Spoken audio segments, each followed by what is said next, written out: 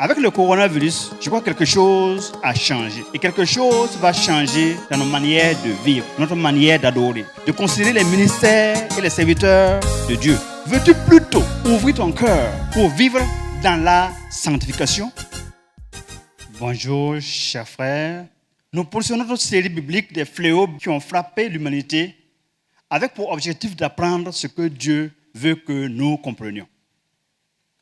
Le troisième cas de destruction de la race humaine, mais à une échelle locale limitée, est celle de Sodome et Gomorrhe au temps de Lot et d'Abraham.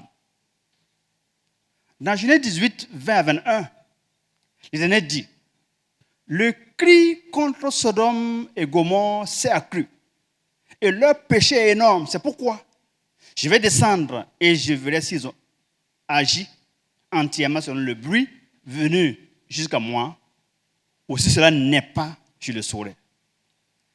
Avez-vous remarqué bien qu'il soit Dieu, Dieu omniscient, omniprésent, omnipotent? Il envoie des anges témoigner à Lot et contre les habitants de Sodome et Gomorrhe que le jugement de Dieu contre eux à venir est sans appel et un jugement juste. Dieu avait d'ailleurs révélé à son ami Abraham par des anges visiteurs dans Genèse 19, 13, car nous allons détruire ce lieu, parce que le cri contre ses habitants est grand devant l'Éternel. L'Éternel nous a envoyés pour le détruire.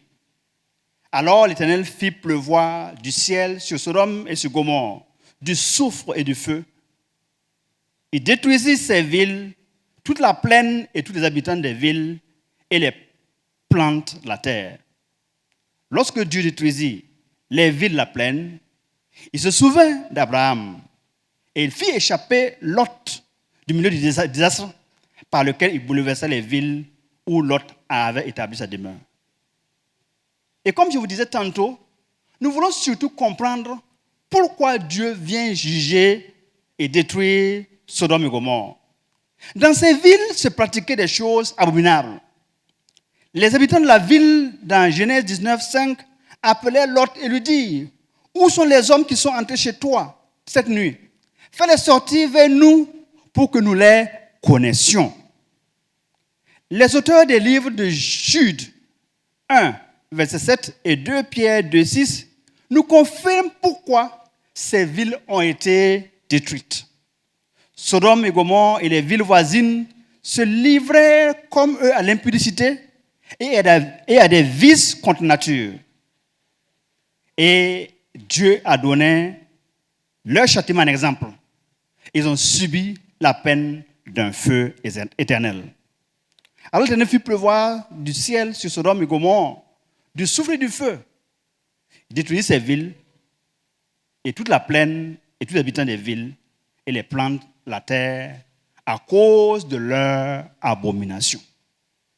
Aujourd'hui, l'abomination sexuelle a embrasé et atteint toutes les villes et toutes les civilisations du monde entier. Et même ces choses qui étaient autrefois cachées se pratiquent en plein jour, avec des parades, avec des vitrines sexuelles, avec des mouvements des activistes qui défendent leur cause. Chers frères et chères sœurs, reconsidérons nos voies selon Ésaïe 1, 18. Si vous avez la bonne volonté et si vous êtes docile, si vos péchés sont comme le cramoisi, ils deviendront blancs comme la neige. S'ils sont rouges comme leur pourpre, ils deviendront comme la laine. Veux-tu te détourner enfin de ton libertinage sexuel, de tes mauvaises voies sexuelles de fornication, d'adultère, de vie abominable pour suivre ton Dieu? Veux-tu donner ta vie à Jésus et le recevoir comme ton Seigneur et ton Sauveur aujourd'hui?